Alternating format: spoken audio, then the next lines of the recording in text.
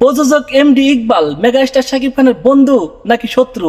এক সময় কিন্তু তারা ঘনিষ্ঠ বন্ধু ছিল, সবাই কিন্তু জানি। এখন কেন শত্রু হলো, এটা নিয়ে কথা বলবো। সম্পূর্ণ ভিডিওটি দেখতে থাকুন। ভিডিওটিতে একটি লাইক দিয়ে, চ্যানেলে যদি নতুন এসে থাকেন চ্যানেলটিকে সাবস্ক্রাইব করে দিয়ে ভিডিওটি কন্টিনিউ করতে থাকুন। আসুন তাহলে এখন মূল আলোচনা করা যাক। ওই সময় কি তারা ঘনিষ্ঠ বন্ধু ছিল না শুধু দেখানোর জন্য বন্ধু ছিল? শাকিব খানের পাশাপাশি কিন্তু সবসময় এই এমডি ইকবালকে কিন্তু দেখা যেত। ওই সময় কিন্তু শাকিব খানের কোনো মিটিং হলে বা কোনো দরকার হলে এই এমডি ইকবালকে কিন্তু দেখা যেত, এবং কোনো বিপদ আপদ আসলে কিন্তু এই এমডি ইকবালে কিন্তু সবসময় তাকে দেখা যেত। মেগাস্টার শাকিব খান কিন্তু কোনো সময় এই ধরনের কিন্তু ঝামেলায় জড়াতো না। যত ঝামেলা আছে, আপদ বিপদ আছে, সবকিছু কিন্তু এই এমডি ইকবালে কিন্তু সমাধান করত।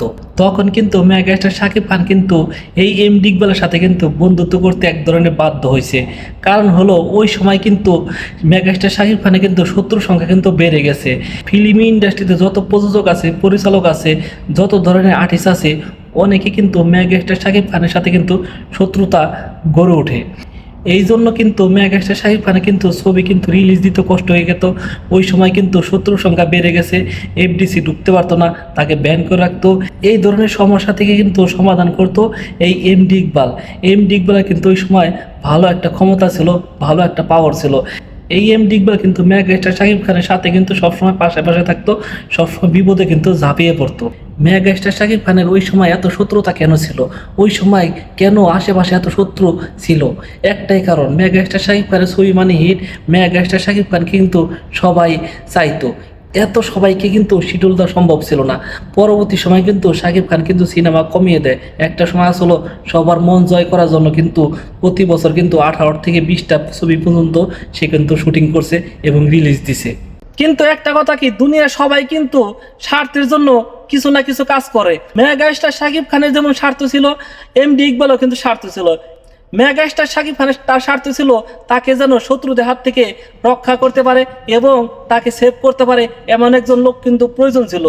এমডি ইকবালের স্বার্থ ছিল তার আওয়ামী লীগের নেতাদের কালো টাকাগুলো সাদা করার এই কাজ ছিল এই এমডি ইকবালের। এই দুই বন্ধুর তাহলে সমস্যাটাই কোথায় থেকে? এই দুই বন্ধুর কোথায় থেকে শত্রুতা শুরু হয়? শত্রুতা শুরুর আগে কিন্তু দুই বন্ধু কিন্তু ভালো মিল ছিল। দুই বন্ধু কিন্তু একসঙ্গে উঠা বসা করতো, একসঙ্গে খাওয়া দাওয়া করতো, একসঙ্গে কিন্তু চলাফেরা করতো। শাকিব খানের কাজগুলা কিন্তু এই এমডি ইকবালই করতো বেশিরভাগ। মেগাস্টার শাকিব খানে কিন্তু শত্রুতা কিন্তু কম ছিল না, তারপরে কিছু করতে পারে নাই। যখন অপবিশ্বাস শাকিব খানের সন্তানকে নিয়ে মিডিয়ার সামনে আসলো, কান্নাকাটি করলো, তখন কিন্তু শাকিব খানে কিন্তু একটা ভাটা পড়ে যায়। তখন কিন্তু শাকিব খানের ক্যারিয়ারে কিন্তু একটা ফাটল ধরার একটা চান্স থাকে। ওই সময় কিন্তু এমডি ইকবাল কিন্তু যতটা ছোটাছুটি প্রয়োজন ওই এমডি ইকবালই করে। মেগাস্টার শাকিব খান কিন্তু মিডিয়ার সামনে বেশি একটা আসে না। এই অপবিশ্বাসের সমস্যার কাটিয়ে উঠতে না উঠতে আরেকটা সমস্যা কিন্তু পরে এই মেগাস্টার শাকিব খান। মেগাস্টার শাকিব খান কিন্তু বুবলির সাথে কিন্তু সেম কাহিনী ঘটায়, বুবলির সাথে কিন্তু বিয়ে হয়। এই বুবলির সাথে সমস্যার পরে কিন্তু এই এমডি ইকবালের সাথে কিন্তু বন্ধুত্ব সম্পর্ক নষ্ট হয়। এটার কারণ হলো শুধু স্বার্থ। এখানে যখন স্বার্থে টান লাগে তখনই কিন্তু বন্ধুত্বটা নষ্ট হয়ে যায়। এমডি ইকবালের কিন্তু লক্ষ্য ছিল কিন্তু শাকিব খানের সাথে থেকে কিন্তু সে কিন্তু উপরে চলে যাবে। সে কিন্তু সেটা পারছে, সে কিন্তু সাকসেসফুল হয়েছে।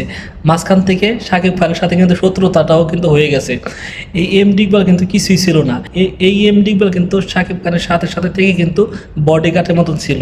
তার কিন্তু তখন অর্থ ছিল না, কোনো কিছু ছিল না। শাকিব খানে ভালোবাসলে ঘর বাঁধা যায় না, এই ছবি দিয়ে কিন্তু এমডি ইকবালে কিন্তু প্রযোজনা শুরু হয়। তখন কিন্তু তার কাছে কোনো পুঁজি ছিল না। এই ছবিটি কিন্তু অন্য একজন কিন্তু প্রযোজনা করে, অল্প কিছু টাকার জন্য কিন্তু এই ছবিটি কিন্তু আটকে যায় 10 লাখ টাকার মতন। তখন কিন্তু এমডি ইকবাল কিন্তু 7 লাখ টাকা দেয়। এই টাকা দিয়ে কিন্তু সে লগ্নি করে। তখন এই ছবিটি কিন্তু বাম্পার হিট করে। এই 7 লাখ টাকা থেকে কিন্তু 35 লাখ টাকার মতো কিন্তু এমডি ইকবালকে দেয়। পরবর্তী সময় কিন্তু এই টাকা থেকে কিন্তু সে কিন্তু উপরে উঠতে থাকে। তারপরে কিন্তু শাকিব খানকে নিয়ে কিন্তু একটা ছবি প্রযোজনা করে, শুটার। এই ছবি দিয়ে কিন্তু সে কিন্তু রাতারাতি কিন্তু উপরে উঠতে থাকে। একের পর এক কিন্তু ছবি কিন্তু প্রযোজনা করে, তারপরে কিন্তু সে কিন্তু উপরে উঠতে থাকে। তারপরে কিন্তু সে উপরে উঠতে কিন্তু এমন একটা পর্যায়ে যায়, সে চায় যে নিজেই একটা ছবি প্রযোজনা করবে এবং পরিচালনা করবে। সমস্যা হলো শাকিব খান কিন্তু ছবি তখন বেছে করতো এবং বছরে কিন্তু 3-4টা ছবি করতো। আগের মতন কিন্তু 20টা বা 30টা ছবি করতো না বছর। এমডি ইকবাল যে ছবিটি শাকিব খানকে অফার করে সেই ছবিটি শাকিব খানের পছন্দ হয় না, গল্প পছন্দ হয় না, এই জায়গাটাই লাগে ভেজাল। এই ছবিটি কিন্তু রিভেঞ্জ ছবি, পরবর্তী সময় কিন্তু রোশান এবং বুবলিকে নিয়ে করে। এই ছবিটি কিন্তু পুরাই ব্যর্থ হয়। তারপর থেকে কিন্তু দুই বন্ধু কিন্তু ফাটল ধরে। আসলে স্বার্থটাই মেন। এই জায়গায় যখন স্বার্থে যখন লেগে যায় তখন কিন্তু এমডি ইকবাল কিন্তু তার সাথে শত্রুতা শুরু করে দেয়। তখন থেকে কিন্তু এমডি ইকবাল কিন্তু নানান জায়গায় নানান ধরনের শাকিব খানকে নিয়ে কিন্তু উল্টাপাল্টা কথা বলতো এবং আবল তাবল কথা বলতো। তাকে নিয়ে যত ধরনের শত্রুতা আছে, যত ধরনের নোংরামি আছে, সে কিন্তু করা শুরু করে দিল। আর একটা জিনিস লক্ষ্য করবেন, মেগাস্টার শাকিব খান কিন্তু এমডি ইকবালকে নিয়ে কিন্তু একটা কথাও বলে নাই আজ পর্যন্ত, একটা নোংরা কথাও কিন্তু বলে নাই। সে কিন্তু এমডি ইকবালকে কিন্তু বন্ধু সম্মানটা কিন্তু ঠিকই রাখছে। সে কিন্তু এমডি ইকবালকে নিয়ে কিন্তু কোনো ধরনের নোংরামি করে নাই। কিন্তু একটা জিনিস যাই বলেন, এ শত্রু নাকি বন্ধু যাই বলেন, আমি মনে করি সে শত্রু না, সে বন্ধু মেগাস্টার শাকিব খানের। তাকে নিয়ে যতই বদনাম করুক, যত উল্টাপাল্টা কথা বলে, ততই কিন্তু মেগাস্টার শাকিব খানের ছবি কিন্তু হিট হয়, বাম্পার হিট হয়। আর দর্শকরা কিন্তু তার উপরে রাগ হয়ে কিন্তু তার ছবি দেখতে যায়।